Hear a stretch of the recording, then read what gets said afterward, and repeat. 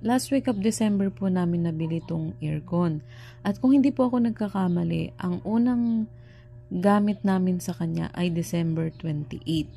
So, at that time po ay hindi pa naman po kainitan, pero may mga times na mainit at ginagamit na rin po namin siya ng medyo madalas.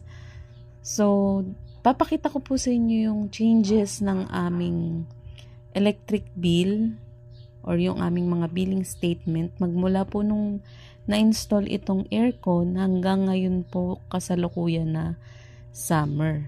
So, ramdam po natin yung sobrang init ng panahon. So, pakita ko po sa inyo yung aming billing statement. Pakita ko lang din po yung bill namin ng November and December, 4K and 3.4. Hindi pa po installed niyan yung aircon. So, dito sa January ay nagagamit na namin siya, pero bumaba pa po yung aming bill. Ito namang pong February, yan, naging 3.6 siya kasi mas madalas namin siyang gamitin lalo na kapag weekend.